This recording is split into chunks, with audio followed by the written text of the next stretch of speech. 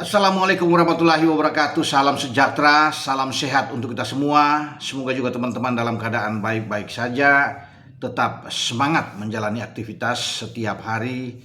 Dan Cristiano Ronaldo akhirnya angkat kopor dari perhelatan Pesta Bola Dunia 2026. Impian, harapannya, ambisinya untuk menghantar Portugal melaju ke final dan meraih gelar juara dunia.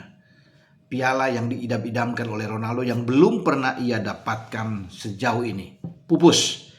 Setelah dalam pertandingan pada pagi dini hari tadi, Spanyol menghentikan ambisi dari CR7 dan kawan-kawan di babak 16 besar dan gagal sudah. Spanyol sudah membuat frustrasi bagi CR7 dan mereka mengunci saja sampai di 16 besar sehingga CR7 dan teman-teman tidak bisa melanjutkan ke babak 8 besar.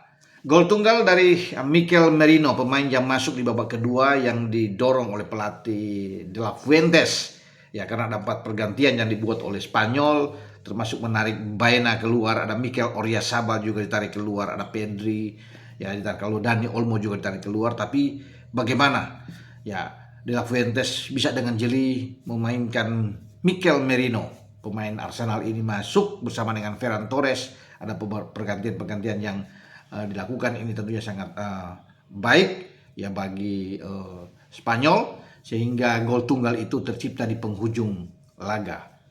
Melewati sedikit waktu normal 90+1 dan La Furia Roja bersorak gembira untuk bisa melewati Portugal. Dan ini juga pembalasan setelah mereka di Nation League pada tahun lalu kalah adu penalti melawan CR7 dan kawan-kawan, dan ini dituntaskan dengan sempurna oleh Spanyol. Spanyol sedang berambisi pula setelah menang melawan Portugal tentunya untuk bisa kedua kali menjadi juara dunia setelah 2010 mereka melakukannya di Afrika Selatan dengan mengalahkan Belanda saat itu di babak final.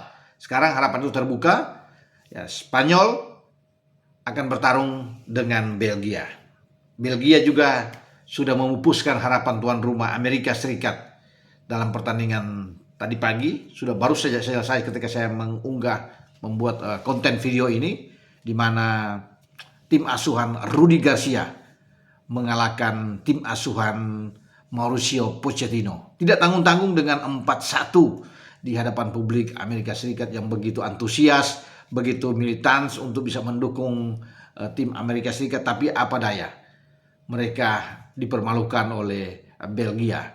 Belgia ini lolos saya pikir dari lubang jarum. Ya, teman-teman tahu persis ketika menghadapi Senegal, mereka tertinggal dengan 2-0, tapi kemudian bisa membalikan itu di penghujung laga. Hanya berselang 2 menit dengan gol Lukaku dan juga dengan Youri Tielemans untuk menyamakan kedudukan dan memaksa pertandingan itu dilanjutkan dengan perpanjangan waktu sebelum ada gol penalti dari Youri Tielemans.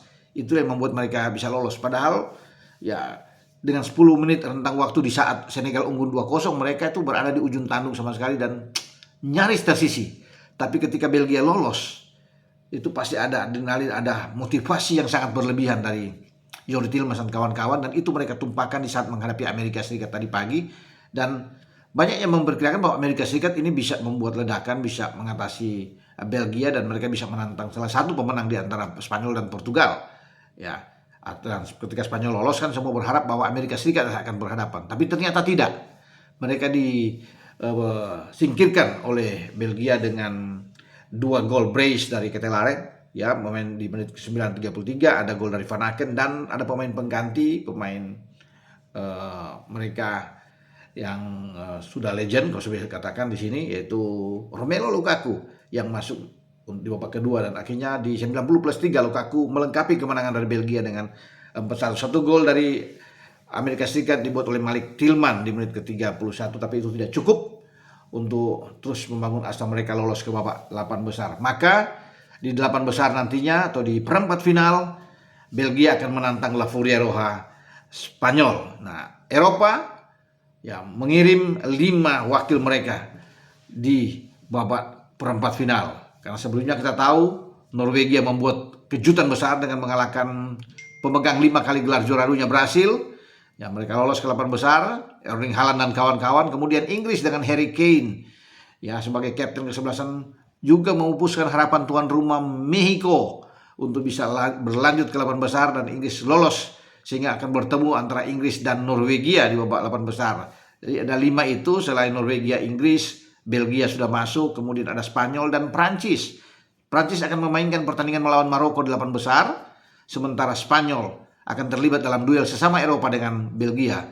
Nah, ada total sudah 6 tim yang ada di babak 8 besar. Satu lagi adalah Maroko. Tinggal kita menunggu Argentina, tentunya dengan pemenang antara Swiss dan Kolombia untuk bisa bertarung melengkapi 8 besar.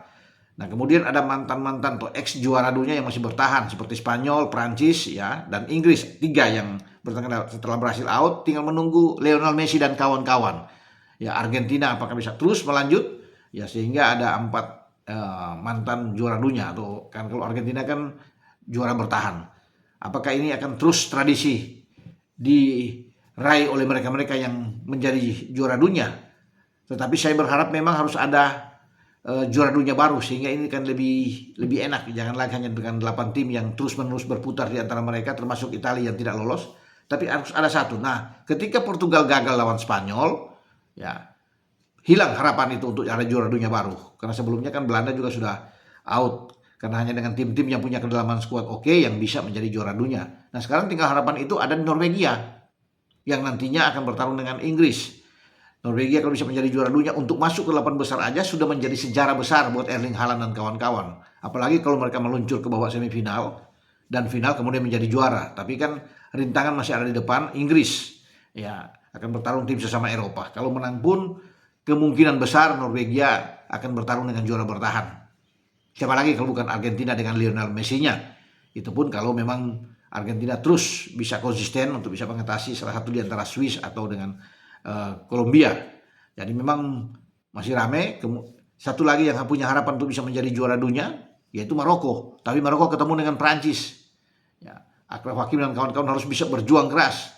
Jika melewati Prancis, maka Maroko punya harapan untuk bisa menjadi juara dunia baru. Ya, 4 tahun lalu bagaimana Hakimi dan kawan-kawan mengejutkan sebagai tim Afrika pertama yang lolos ke semifinal Piala Dunia di Qatar. Jika Maroko terus melanjutkan sampai ke semifinal dan Belgia membuat juga ledakan dengan mengatasi Spanyol, maka Belgia belum pernah menjadi juara dunia. Saatnya buat Belgia juga untuk bisa menjadi juara dunia baru.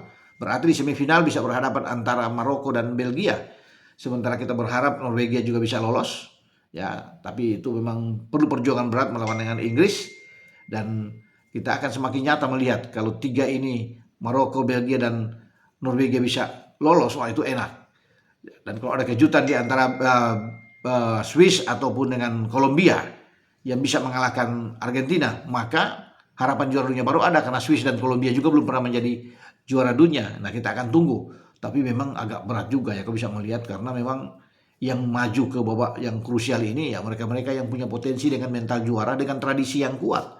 Prancis, Spanyol, misalnya dengan Inggris dan juga dengan Argentina. Kan jadi di grup kiri itu mantan juara dunia ada Prancis, Spanyol, di grup kanan itu ada Inggris dan Argentina. Ya, ini yang kita akan tunggu nantinya, teman-teman ya. Dan bagi Ronaldo, selamat jalan ya, selamat tinggal dengan Piala Dunia, karena ini juga menjadi Piala Dunia terakhir bagi Ronaldo, the last dance buat dia, dan harus diratapi memang, tetapi mereka juga harus bisa menerima kenyataan itu bahwa Spanyol lebih layak untuk maju ke babak 8 besar, karena itu dilihat juga dari bagaimana Spanyol melepaskan 15 tembakan, 6 diantaranya on target dibanding dengan 10 tembakan atau 3 on target dari Portugal. Penguasaan bola juga Spanyol 56% berbanding 44% dari Portugal, dan ini juga menggambarkan bahwa memang Spanyol lebih pantas, lebih layak untuk maju ke babak 8 besar dan menyingkirkan Portugal. Dengan saya Bung Ropan untuk mereview jalannya pertandingan yang berlangsung pagi tadi, khususnya duel antara Spanyol ya yang menyisihkan Portugal dan juga Belgia yang menyingkirkan tuan rumah Amerika Serikat. Wassalam, ciao.